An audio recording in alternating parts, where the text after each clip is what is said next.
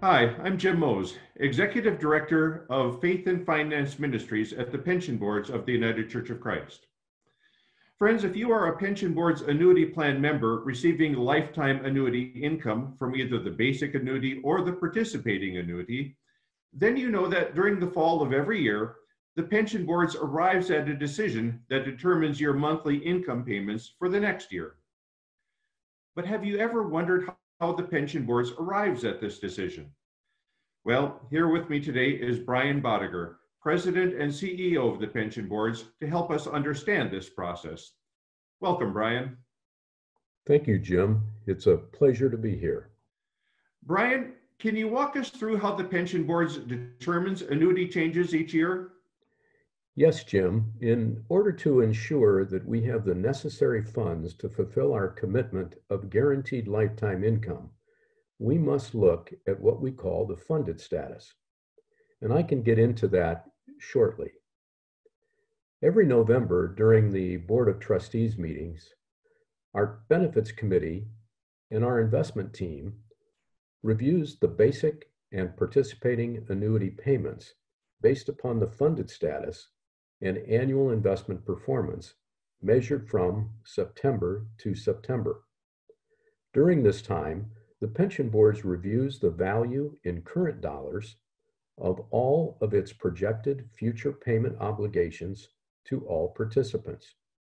At that point, a decision is made to determine whether monthly payments will increase, decrease, or remain the same effective January 1st of the following year. The Pension Boards then sends each member a letter informing them about the trustee's decision concerning their monthly income payment for the following year. Members' annuity payments may increase, decrease, or not change at all. It is partly due to our funded status. Brian, can you please explain the meaning of funded status? Yes, Jim. At the end of September, we examine the funded status of the basic and participating annuity investment pool of all of our annuitants. The funded status is the relationship or the ratio among three things. First, the financial assets of the pension boards. Second, the market value of those assets in each annuity. And third, the present value of all the pension board's future monthly income payment obligations to members participating in the basic or participating annuity. For example, if the pension board knows that it has to pay out Reverend John and all others in our investment pool $50 million over the next 20 years, a healthy funded status simply means that the pension boards has the necessary assets available to make these future payment obligations to Reverend John and all others who are annuitants. The funded status determines the pension board's decision to offer a monthly payment increase, decrease, or to leave the annuity payment unchanged from the previous year while remaining well-funded. So in order to ensure monthly payment obligations to our members for their lifetime, we must look to the funded status of the basic and participating annuity investment pool. Let's dig in a little deeper, Jim. If our funded status is below 95%, the monthly annuity payment may decrease for that year. If the range is between 95% and 110%, payments may remain unchanged. And if our ability to meet future payment obligations is well above 110%, then the pension boards may offer an annuity increase.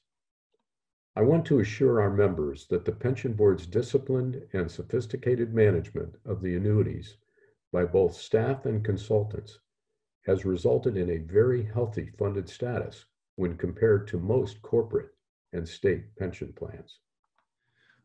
Thank you, Brian, for pointing that out and for explaining the term funded status. Now, there's also a 4% annual growth assumption that's built into the annuities. Can you please explain what that means? Yes, that's true, Jim. Both the basic and participating annuity monthly payments already incorporate a 4% annual return assumption that continues to be built into the calculation of the member's initial and ongoing monthly income payment. If an annuity adjustment is made based on our funded status, either higher or lower, those adjustments already incorporate a 4% annual return. Let's take a look at this scenario. Say a member decides to annuitize account holdings of $100,000. And for this example, the member has a 20-year life expectancy. The investment pool from which the member has the account includes a 4% annual growth assumption and a calculation that considers the member's life expectancy.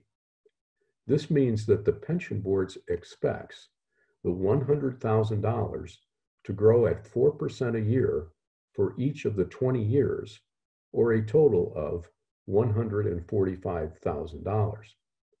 The member's monthly payment will then be approximately $604 a month, unless there is an annuity adjustment made along the way. Now remember, we discussed funded status as being above or below a certain level. Before the pension board makes any adjustments to increase or decrease a member's annuity payment, our funded status will have to grow either beyond the upper limit or fall below the lower limit. Now, using a similar scenario, let's say the pension board has reached a 114% funded status, which is well above the 110% range. In this instance, we may decide to offer a 2% annuity increase for all annuitants in the investment pool of the basic and participating annuities. The member already has the 4% annual growth assumption calculated in the annuity, plus the new 2% increase to their monthly payment. In this example, the member's new monthly annuity payment is now approximately $616, an increase of 2%, or approximately $12. That makes sense, Brian. And thank you for explaining to our viewers how annuity changes are determined by the pension boards. We hope that you, as our members, now understand the process a bit better. Be assured that the pension board's basic and participating annuities are favorably positioned to continue robust payments to you for your lifetime. If you have any questions or concerns, our dedicated pension counselors are ready to assist you and provide individualized consultation sessions. And before you make any investment decision, we encourage you to consult with your financial advisor or an Ernst & Young planner. Remember, EY Financial Planning Services are a no-cost benefit to annuity plan members. Thank you, God bless, and be well.